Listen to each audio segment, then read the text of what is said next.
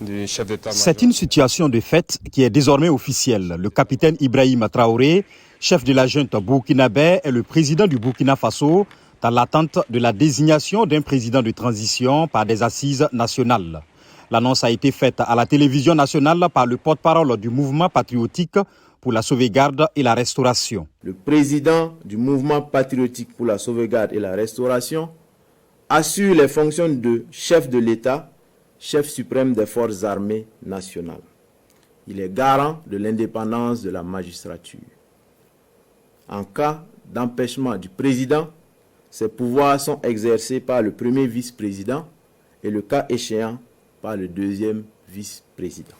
L'acte fondamental dit rétablir la Constitution suspendue après le putsch et qui s'applique désormais à l'exception des dispositions qui lui sont contraires. Il définit également les pouvoirs du chef de l'État.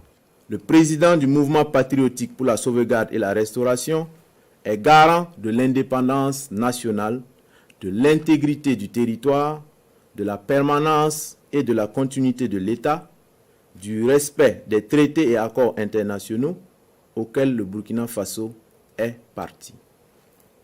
Il fixe les grandes orientations de la politique de l'État, dispose du pouvoir réglementaire et peut légiférer par voie d'ordonnance. Dans les rues de Ouagadougou, des citoyens apprécient l'officialisation d'Ibrahim Traoré comme président du Faso. Et moi je pense que comme on n'est pas encore arrivé au niveau des assises, c'est une bonne chose qu'il assume lui-même, en attendant que les assises puissent déterminer qui va continuer avec la transition. Moi, je ne veux même pas que le gouvernement, que le capitaine Traoré respecte la calendrier du CEDEAO.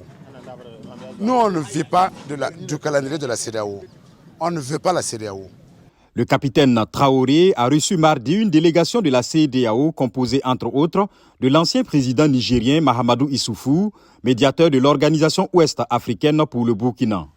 Le chef de la junte a assuré que Ouagadougou va respecter ses engagements, à savoir l'organisation d'élections et un retour de civils au pouvoir, au plus tard en juillet 2024. Le capitaine Ibrahim Traoré a renversé vendredi le lieutenant-colonel Paul-Henri Damiba, lui-même arrivé par la force au pouvoir en janvier 2022, en déposant le président élu Roch Kaboré. À 34 ans, Ibrahim Traoré devient le plus jeune chef d'État au monde.